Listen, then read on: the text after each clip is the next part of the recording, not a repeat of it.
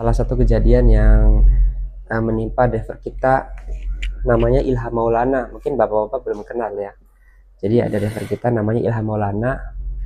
Oh, udah tahu ya, Varian ya. Pak Haji juga kayaknya pernah melihat Pak Ilham. Dan pernah dengar kejadian yang menimpa beliau tanggal 12 Juli kemarin? Belum. Pak Arian nggak tahu ya? Tahu pas pulang karena ada mobil parkir ya. Nah, jadi di tanggal 12 Juli kemarin itu posisi Pak Ilham itu menabrak mobil angkot yang posisinya dia memutar balik, Pak. Bapak kalau lewat Arjawinangun jalan Kebonturi, di situ depan ITB, Pak. Ya. Kenapa lihat ada SPBE kan gitu ya, ada SPX kan gitu. Nah, dia putar balik situ. Mobil beliau nabrak angkot. Untung angkotnya kosongan, Pak. Kalau ada penumpang kayaknya kemungkinan akan ada korban. Karena posisi yang ditabrak itu bagian belakang bagian belakang angkot itu ringsek. Kaca pecah ya. Bodinya ringsek ke dalam, chassisnya depan. Nah, itu. Setelah kita investigasi ternyata indikasi utamanya adalah akibat microslip. Kalau kata orang kita mah ngeliep ketika di jalan. Ngeliepnya 1 detik, 2 detik, 5 detik sama aja. Ya, Pak. Karena posisi mobil masih terus berjalan. Adalah saat itu kecepatan mobilnya cuma 38 km. Berarti ngeliepnya dia itu ya paling cuma berapa detik, Pak, sampai kejadian. Nah, kenapa kita simpulkan bahwa itu indikasinya mengarah pada microslip? Karena beliau itu bilang ke kami di toko terakhir tentara pelajar dia itu agak ngantuk, terus minum Big Nipis, tahu ya? Katanya kalau minum Big Nipis seger, Pak, nanti ngantuknya hilang. Nah, ini yang salah. Satu-satunya obat untuk menghilangkan ngantuk cuma tidur, Pak.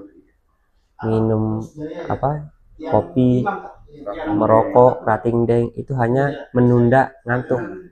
Nah, kalau menunda itu kita tidak tahu durasi tundanya berapa lama. Khawatirnya yang awalnya kita merasa aman, temu-temu kaget, pas sadar sudah nabrak orang, nabrak mobil. Itu yang terjadi di Ilham. Oke? Nah, makanya di kita itu kan ada pengisian fitur drive. Ya, Varian ya. Ada pengisian, nanti Pak Mudi sama Pak Aji juga wajib isi. Ada pengisian fitur drive. Fitur drive itu ada pertanyaan-pertanyaan yang wajib diisi oleh Bapak. Pas awal absen pagi. 1.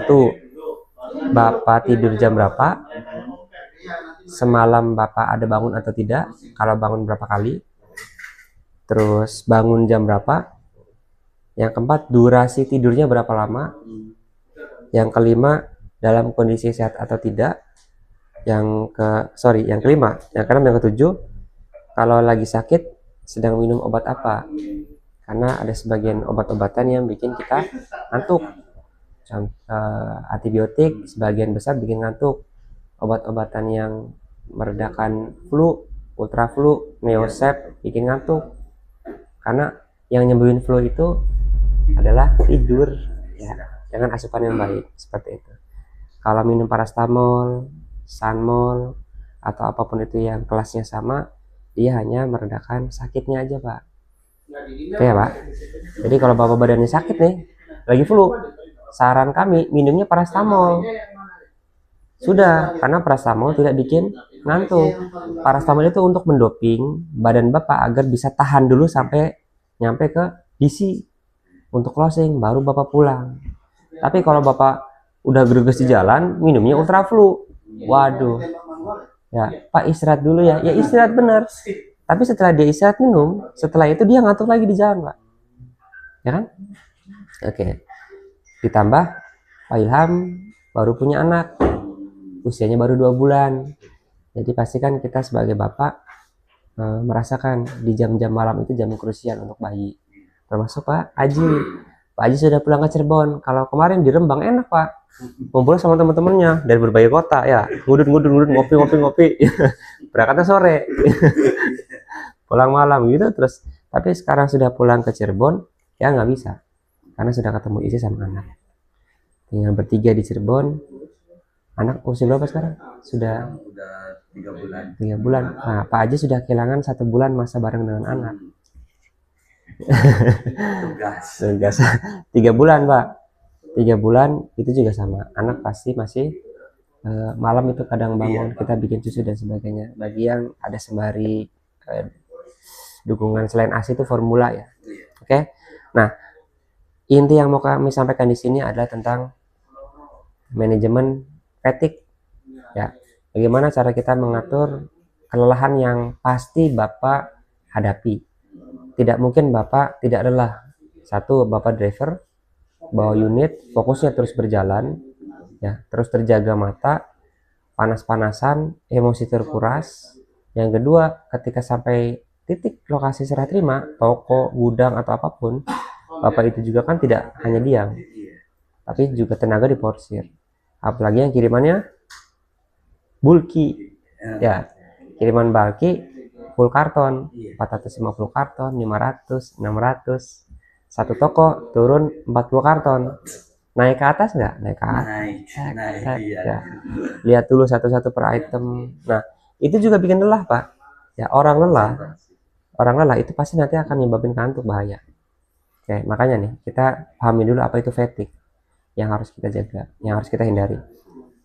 Sorry, bukan kita hindari, kita antisipasi akibat buruk dari fatigue. Fatigue itu artinya kelelahan, Pak. Kalau ini fatigue dalam logistik adalah kondisi di mana kita itu lelah fisik satu, yang kedua adalah mental, yang ketiga adalah baik emosional. 3, Pak, yang terkuras Bapak selama bekerja: capek fisik, capek emosi, capek mental. Nah, capek mental itu nanti akan ngaruh ke kognitif cara berpikir Bapak. Jadi mungkin kita nanti akan sering, atau mungkin kadang kita ketemu dengan teman-teman driver kita yang kalau input di Mover KM-nya salah. Kalau serah terima di toko, selisih barang. Karena secara kognitif, secara dia berpikir, itu sudah tidak mampu lagi, karena sudah capek. Ya, jadi yang dia pikirkan adalah bagaimana caranya serah terima toko cepat dan pulangnya finishing. Ya, Pak. Emosi terkuras, ya, panas, kesel, pengendara lain perilakunya nggak benar, ya kan. Ditambah saya berangkat jam 5, pulang jam 9 malam, besok berangkat jam 5 lagi, kesel nggak, Pak? Pasti ada, yakin, manusiawi. Meskipun bahasanya ya kan tugas, iya memang tugas, cuma dari sisi pribadi manusia pasti ada rasa kesal.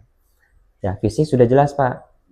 Kalau secara mental juga sama ya.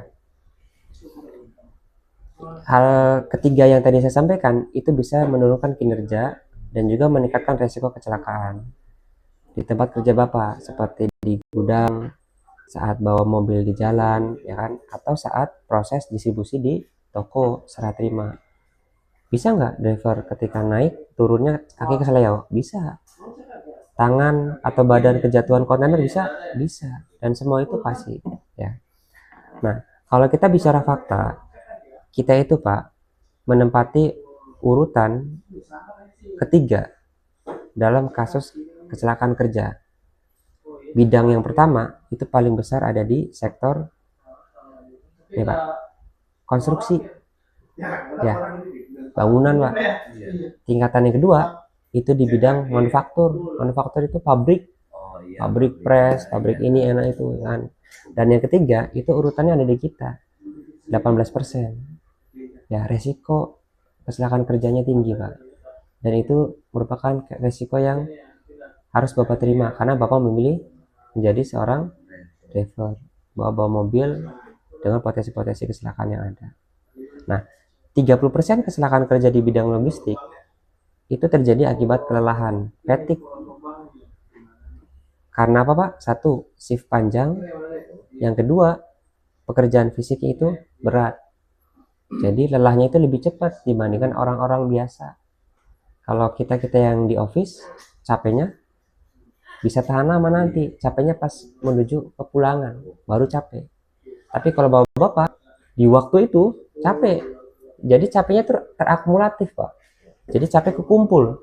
Satu toko saya sudah bongkar serah terima, saya minum istirahat, kira-kira tenaganya kekumpul nggak? Kumpul, tapi capeknya sudah ada. Satu, toko kedua numpuk lagi, toko ketiga numpuk terus, Pak. sampai toko ke-6 segini Pak capeknya ya. Nah ini kalau tidak kita cegah, caranya kita manage, maka akan menjadi potensi kecelakaan paling besar.